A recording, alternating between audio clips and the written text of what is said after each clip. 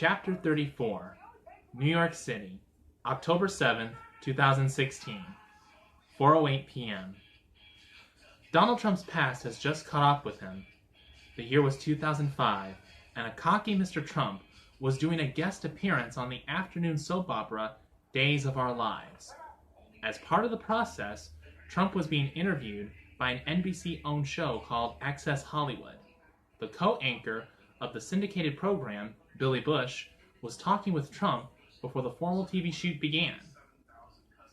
Both men were wearing microphones, but may not have known the mics were hot. That is, they were recording every single word the men were saying. For whatever reason, Donald Trump and Billy Bush began discussing women in sexual terms. Again, the banter was being picked up and stored in an NBC camera. And there it stayed until now, 11 years later, after Donald Trump has won the Republican nomination for president. There are conflicting reports about who dug up the old video and why.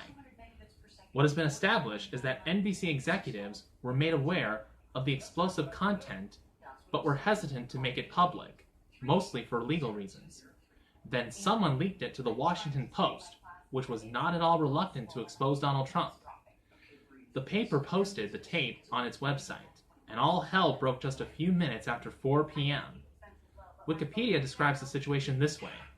The Washington Post published a video and accompanying article showing Donald Trump and television host Billy Bush having an extremely lewd conversation about women in 2005.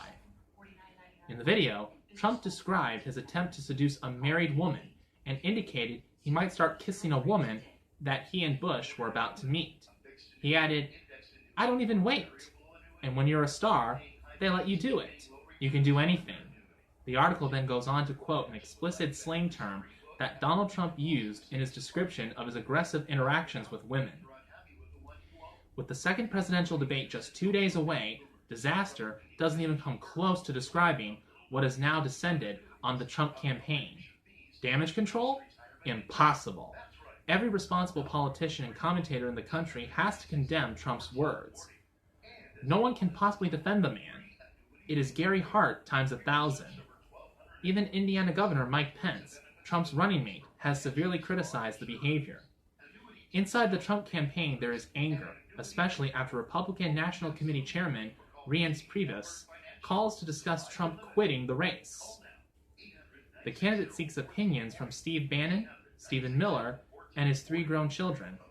All urge Donald Trump to proceed and go down fighting. Trump immediately puts together a plan. He obviously has experience in the scandal area. Various strategies are discussed with inner circle people, but it is the candidate who will make the decisions. But how can Donald Trump continue in the race when many in his own party are calling for him to quit? One name answers that question: Hillary Clinton. If any other high-profile candidate were running against Trump, the Access Hollywood fame would most likely have ended his candidacy. But Hillary gives Trump cover.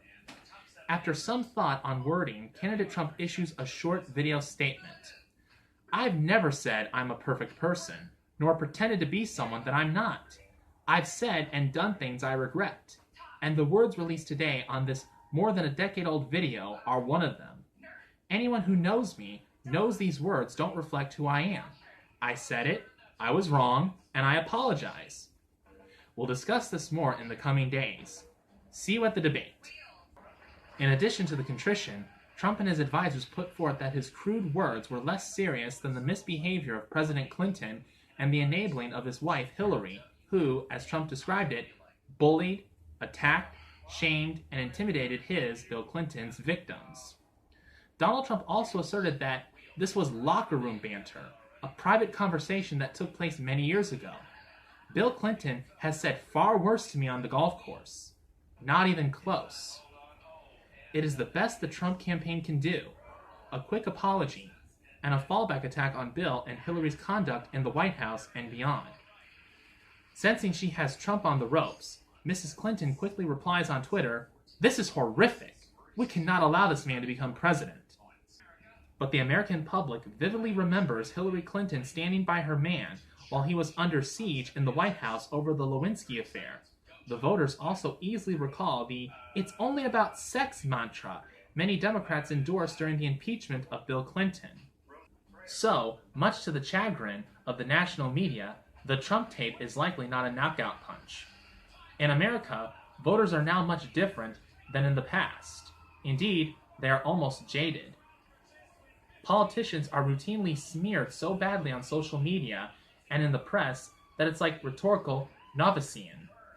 We the people almost expect depictions of bad behavior on the part of the powerful and famous. Also, as a society, we have widely accepted the "but he or she is worse" rationalization. And millions of Americans truly believe that Hillary Rodham Clinton is far worse than Donald Trump, no matter what his indiscretions. Finally, the largely phony virtue signaling from other politicians and the press just annoys much of the electorate, which understands rank hypocrisy when it sees it.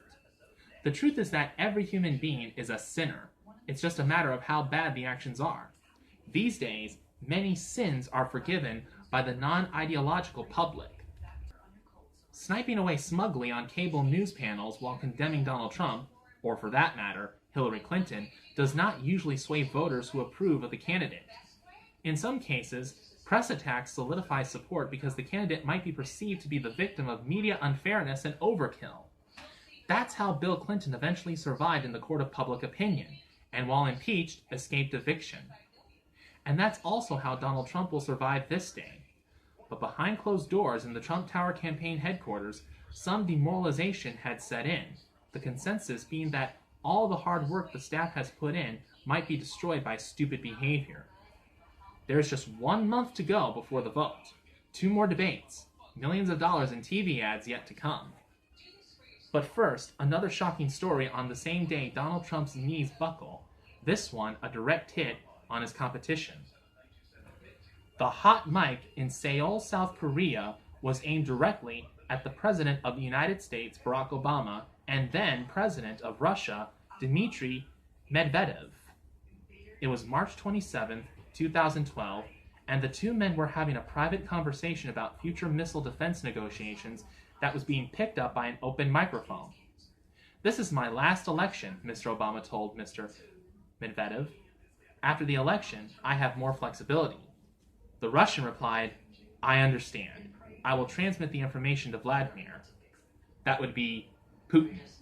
Another hot mic, another embarrassment, as Obama's words certainly empowered Russia and the villainous Putin. Fast forward to 2016, when every American diplomat knows that the Russians are aggressively looking to compromise the US government. And as we saw in July, Russian operatives successfully hacked into the email correspondence of the Democratic National Committee, resulting in its leader, Debbie Wasserman-Schultz, having to resign. This morning, October 7th, another email dump. Working with Russian hackers, the subversive group WikiLeaks dropped 20,000 Democratic missives, including some from Hillary Clinton's campaign boss, John Podesta. This time, the U.S. National Intelligence Apparatus issues a rare statement, saying that the Russians were attempting to interfere in the American election process. According to later analysis by the cybersecurity firm Dell SecureWorks, a group of Russian intelligence-linked hackers called Fancy Bear faked out Mr. Podesta by sending him a phony Google security alert that contained a misleading link. Apparently, this con is called spear phishing. When Podesta answered the email, the hackers were able to get his Gmail credentials. Democrats are furious with the hack and release. Their Republican opposition, not so much. The face of WikiLeaks, the aforementioned Julian Assange, is becoming famous for all the wrong reasons. Her anger rising, Hillary Clinton issues a statement about Assange. "I think he is part anarchist, part exhibitionist, part opportunist, who is either actually on the payroll of the Kremlin or in some way supporting their propaganda objectives." As the story built, reaction to the DNC hack eventually led to the infamous Russian collusion investigation into the Trump campaign, which severely damaged governance in America for almost 2 years. So the Russian intruders won big. As for the DNC and Podesta emails themselves, they did not amount to much, although WikiLeaks would drip them out to the public throughout the election cycle. Essentially, The stolen email showed that Hillary Clinton curried favor with wealthy Wall Street firms and received big money from them for speaking engagements. Also, left-wing writer Thomas Frank editorialized that the leak showed Podesta and the Democrat machine cozying up to the elite money people. Claude Rains might have been shocked, but few others were. The email dump, however, could not compete with the Trump women controversy, which dominated news coverage for weeks. But the hackers did succeed in hurting Hillary Clinton by proving she was deeply involved with securing lucrative paydays from Wall Street. At the same time, she was trying to convince voters she'd protect them from exploitive capitalism.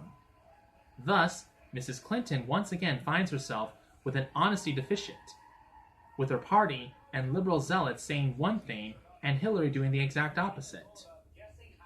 At the same time, Donald Trump finds himself with a woman problem, which will expand and be used to attack his character.